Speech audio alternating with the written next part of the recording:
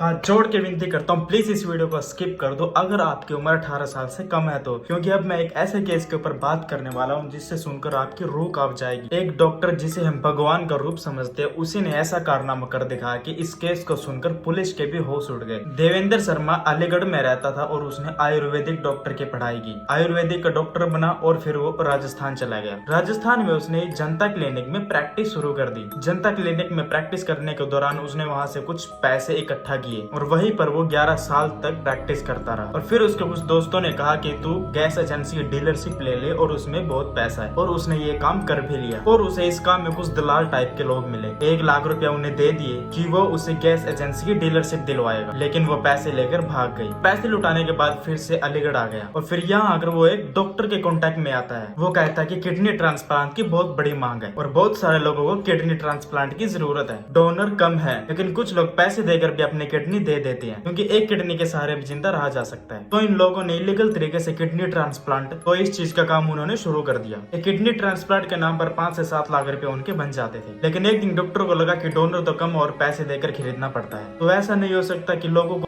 मारकर ही सीधा किडनी को निकाला जा सके और किडनी ट्रांसप्लांट हो। अब उसने अलीगढ़ में एक फेक गैस एजेंसी खोली। फिर उसने गैस सिलेंडर का ट्रक बुक किया उसी फेक गैस एजेंसी के नाम पर। ट्रक आता और फिर वो उस ड्राइवर के साथ बैठता, अलीगढ़ से 50 किलोमीटर सुनसान रास्ते पर जाकर उस ड्राइवर के देता और फिर वो उसकी किडनी निकालते। एंड उसने ऐसा कई बार किया और उसकी बॉडी को नदी में फेंक देता। और फिर उसने सोचा कि ऐसे बार बार ट्रक बुक करने पर तो वो फंस सकता है, लेकिन बाद में फिर उसने कैब को बुक करना शुरू कर दिया और ऐसे ही उन ड्राइवरों के साथ भी करना शुरू कर दिया। और ये खबर पूरे शहर में और देश में फैल गई थी। और एक दिन फिर से ऐसे ही देवेंद्र शर्मा एक टैक्सी को बुक करता है, लेकिन वो जो टैक्सी ड्राइवर है उसको इन केसेस के बारे में सब पता था कि पहले भी यहाँ से कुछ टैक्सी और ट्रक गायब हो चुके हैं। तो उस ड्राइवर को देवेंद्र शर्मा पे शक हुआ और अपनी टैक्सी को भीड़ भाड़ वाले इलाके में खड़ा कर दिया। और देवेंद्र को यह बोलकर चला गया कि मैं अभी 2 मिनट में आ रहा हूँ, मुझे कुछ काम है। और वो वहाँ से सीधा पुलिस स्टेशन पर पहुंचा और इस चीज की खबर। देवेंद्र शर्मा भी वहाँ से भाग निकला था और कुछ समय के बाद वो अपने घर पे गिरफ्तार किया गया। देवेंद्र पर 21 मौतों का केस दर्ज हुआ था, लेकिन उसने पुलिस को खुद बताया कि मैंने 21 नहीं, ऐसे करके मैंने 50 मौतें की है और उनकी किडनियां बेचता रहा। ये बात सुनकर पुलिस के होश उड़ गए। रिपोर्ट्स और FIR के आधार पर ही उस व्यक्ति का नाम देवेंद्र शर्मा से